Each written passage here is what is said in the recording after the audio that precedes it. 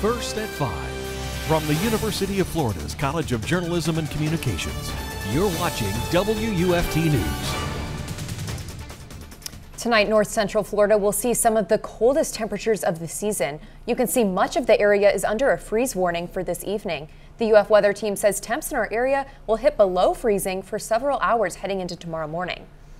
And that colder air is moving in after heavy rain hit much of the area throughout the day. This is video from outside the WFT studio of UF students trying to keep dry as they moved across campus this afternoon.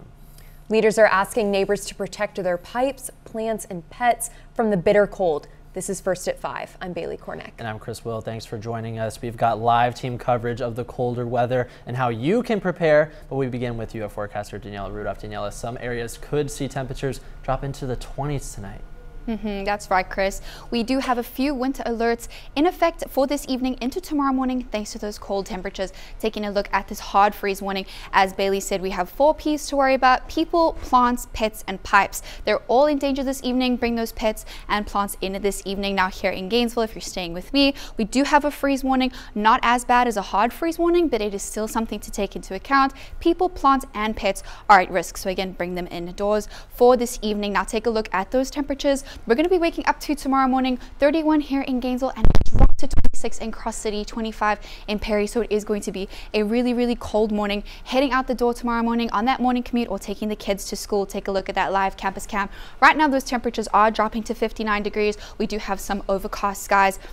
Going to be moving out a little bit later this evening. Now we do have those gusty winds. It should be saying 25 miles per hour, a little bit of a glitch, and those winds are going to be bringing us to this wind advisory that's going to be happening until tomorrow morning.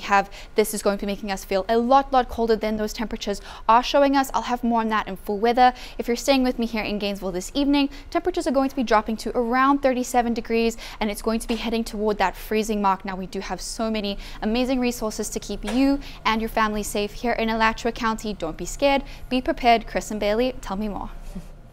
The city of Gainesville has activated its cold night shelter program for the next 48 hours. That's when local shelters open their doors to the city's neighbors who need it most. They can go to St. Francis House or Grace Marketplace beginning this evening. WFT's Teitel is live at St. Francis House, where they've been helping the community for nearly 2 decades. Yes, we're just less than a month into winter and temperatures are already dropping to the coldest we've seen yet this season in North Florida. Numerous organizations are taking steps to secure the safety of both people and plants during this time. With temperatures expected to reach the 20s by Wednesday, those in Alachua County are forced to adjust. One group being looked out for is the houseless, as the city of Gainesville initiates the Cold Night Shelter program. Tuesday, the mayor's office announced the activation of the program at St. Francis House and Grace Marketplace. As long as temperatures remain below 45, the city is aiming to provide warm shelter to families and individuals in need. For someone, for example, who doesn't have central heat or their indoor heat isn't working, this is an opportunity for them to get out of the cold and get the shelter that they need. The University of Florida IFAS, however, is protecting plants by providing local crop growers with new planting techniques. So if you have trees, under those trees, the plants under those trees are going to be a little bit more protected from the cold because the heat that irradiates out of the soil is trapped to an extent under that canopy. Additionally, researchers at UF IFAS have developed the Florida Automated Network for farmers and gardeners to track the changing climate. It's clear the city of Gainesville intends to leave no inhabitant behind this season. Here at St. Francis House at South Main Street, those without shelter, specifically families, are encouraged to come in until temperatures rise closer to the 50s. But the cold night shelter organizers say they do not expect for temperatures to rise anytime later this week. Reporting live in Gainesville, Teitel, WUFT News. Thank you, Jared. In Marion County, the Salvation Army is housing neighbors who need help escaping the cold. You can go to the Salvation Army Center of Hope tonight on Northwest 1st Avenue. Check-in is at 6, and you can also get a hot meal. If you have any questions, you can call the shelter at 732-8326. And in Lake City, the shelter opens at 5:30 at Parkview Baptist Church on Lake Jeffrey Road. Now stay with WFT News for the latest on freezing temperatures moving through our area the next few days. You can get the latest forecast and details on shelters on our website at WFT.org. Marion County deputies are still searching for the man accused of killing a woman in a shopping complex. Deputies say 33-year-old Melvin Arias got into an argument with 47-year-old Milagros Guzman Lopez on Friday near the Marion Oaks shopping plaza. Deputies say Arias took out a gun out of his car, shot and killed Lopez, and fled the scene. Investigators say that he's considered armed and dangerous. Anyone with information on Arias's whereabouts should contact 911. Several concerned GRU customers gathered at City Hall to vocalize their feelings regarding Gainesville Regional Utilities' upcoming decision to cut its government services contribution, a move that could affect your city programs. The board will meet soon to decide if it will cut the funds from the city budget entirely or in half. The fund was around $34 million last year. The city currently allocates the money to a variety of departments. One representative from a nonprofit organization is nervous it will lose funding after this decision. Gainesville City Commissioner Brian Eastman is concerned about cuts to public safety, such as law enforcement and the fire department. My hope is that tomorrow evening the GRU Authority will work for the best benefits of the taxpayers and the ratepayers of our community and really recognize that we are one city. There is Gainesville Regional Utilities and the City of Gainesville. How we work together at that point, I'm not sure. We'll really be following the lead of the Gainesville Regional Utilities Authority. GRU commented that they're pushing opportunities to reduce debt and achieve their goal of stabilizing rates. Traffic on University Avenue continues to move slowly around construction, but that may not be the case for much longer. WUFT's Natasha Holt is live at the construction site. Natasha, you found out when the work is expected to end? It's a rainy day, and Gainesville drivers and pedestrians wonder when they can expect University Avenue construction to be over. Back in September, we told you that the construction would be paused for football season. But now with the new year, it's back in progress and in its final stages. After 7 months of work, the end of construction on University Avenue is finally in sight.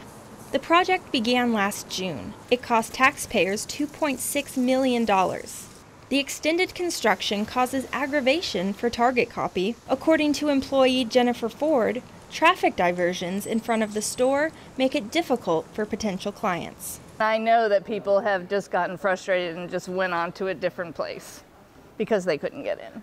When finished, it will leave behind signal-controlled pedestrian crosswalks at Gale Limerand Drive and 14th Street. A Florida Department of Transportation Community Outreach Specialist says FDOT made the decision to add the crosswalks after safety analysis and evaluation of crash data. Felipe Pais walks the area daily.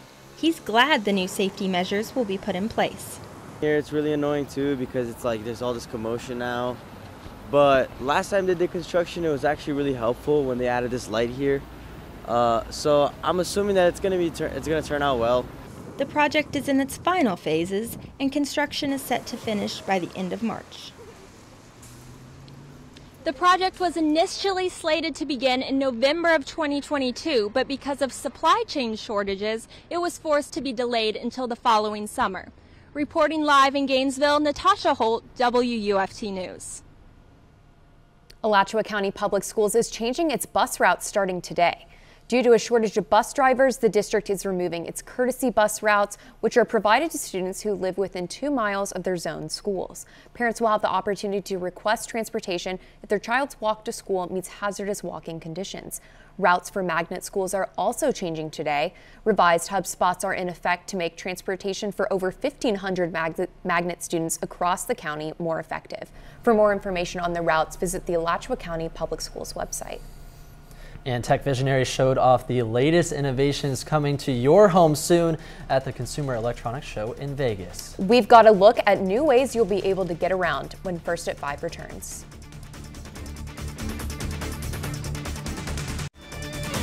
You're watching WUFT-TV News. Over 100,000 technology industry workers and members of the press gathered in Las Vegas to get a sneak peek into the future at the Consumer Electronics Show. WUFT's Jacob Sedesse brings us special coverage all week, and today is all about the future of transportation.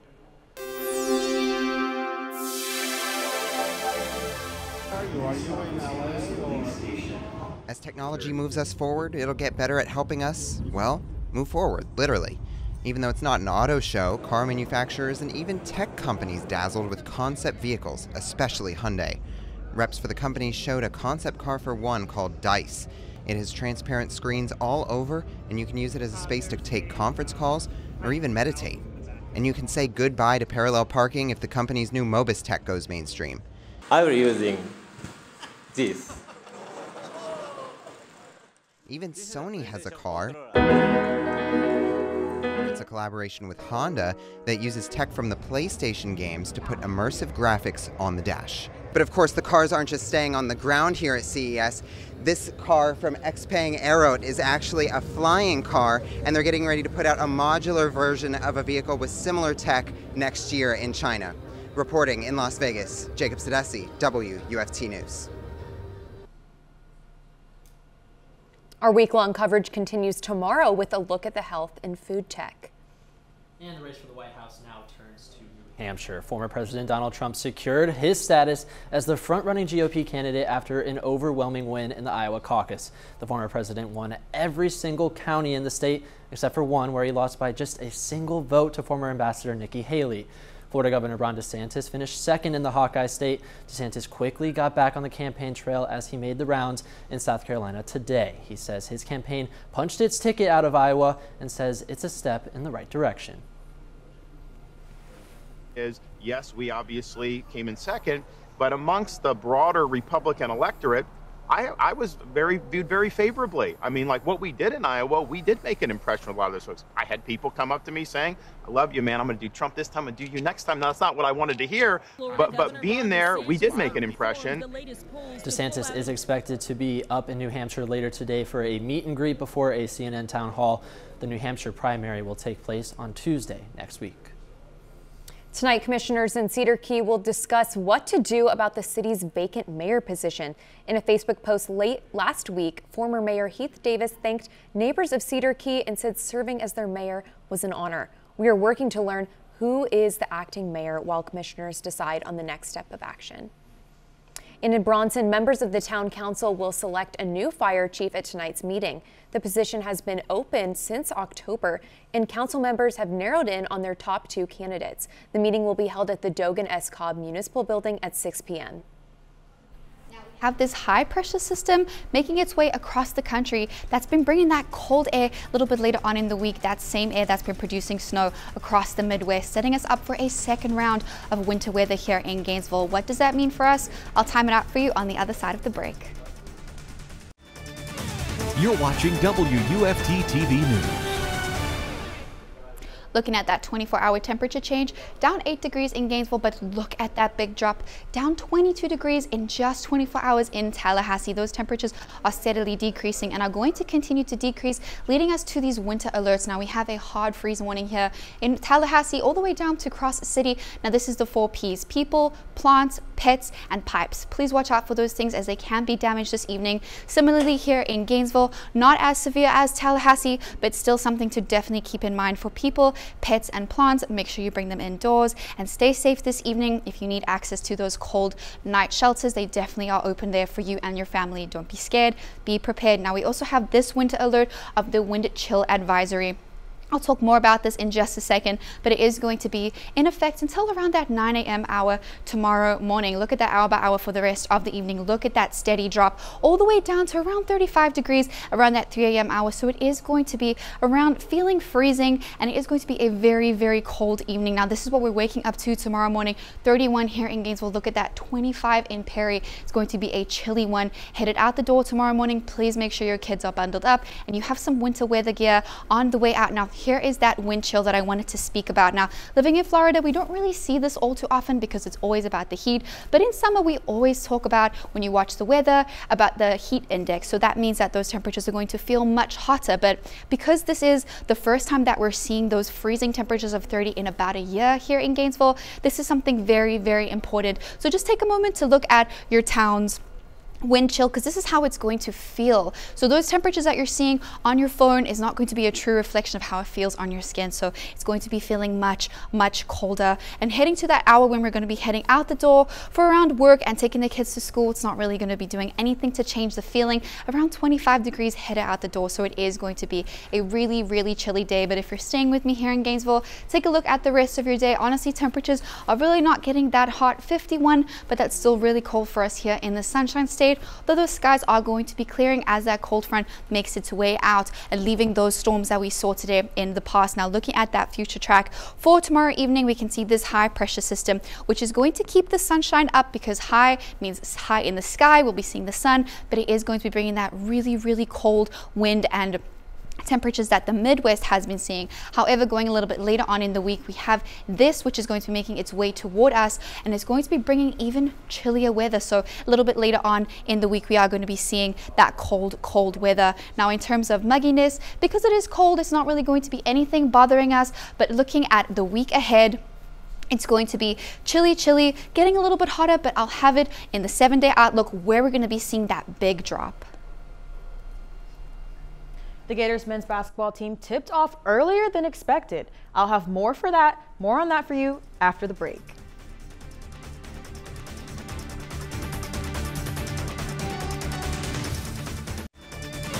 You're watching WUFT-TV News. Welcome to sports. I'm Reighan Sheppard.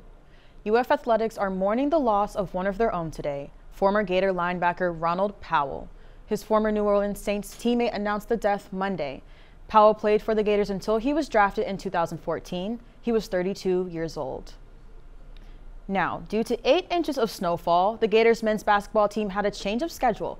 Tip-off was moved to 5 p.m., so the game is currently on the way. The Volunteers lead 16-11. On to Gator baseball. Following fall practice, the team is loading up for a highly anticipated season. The D1 baseball preseason rankings were released today, and Florida sits at number 2, followed by a plethora of SEC teams. Wake Forest holds the #1 spot, but 60% of the top 10 teams represent the SEC. Florida is trailed by number 3 Arkansas, followed by number 4 LSU. Vanderbilt sits at number 6, with Texas A&M and Tennessee sitting at number 8 and 9 respectively. The Gators regular season kicks off February 16th against St. John's at home in Condren Family Ballpark. Now, taking a look back, the Gator gymnastics team had a fantastic start to the season on Friday. Moving on to high school basketball, there are quite a few games to catch tonight. Oak Hall takes on St. Francis, PK Yonge will face GHS, and Newberry tips off against Eastside. All games start at 7 p.m. The 2023 champions, moving back to gymnastics, the 2023 champions put on a performance that placed them at number 7 in the NCAA rankings after week 3 of competition. More impressively, the Gators debuted 5 freshmen, the most in a competitive lineup since the 2006 Super 6 team. Freshman Anya Pilgrim made history as her winning all-around score of 49.525 marked the highest ever for a Gator freshman in their opening meet. The Gators next compete on Friday on the road at Auburn. On to girls basketball. Newberry tips off against St. Francis. Newberry takes off against PK Yonge. St. Francis will take on Oak Hall, and Buchholz takes a trip to Ocala Vanguard. Tip-off is also at 7 p.m. And one final update on the Gators matchup with the Volunteers. The score is now 20-11 with the Volunteers in the lead. Looks like we have some work to do. Yeah, obviously we see the intersection between sports and weather here. Got some midday basketball going on. I can't say I'm complaining. I wish they were doing better in the colder weather. I guess they're not used to it. Of course, you know, we're the Sunshine State, used to those beautiful temperatures, but taking a look over the next week, I mean, personally, I think they're beautiful. You guys know I absolutely love the cold weather, so I'm definitely in for a treat. But if you don't like the cold, look at that big drop to 50 on Saturday, so it's going to be a cold week. Thank you, Daniela. BBC World News is up next, and the PBS Students Hour is coming up at 7. But your Florida news is always on at WUFT.org. Have a good night.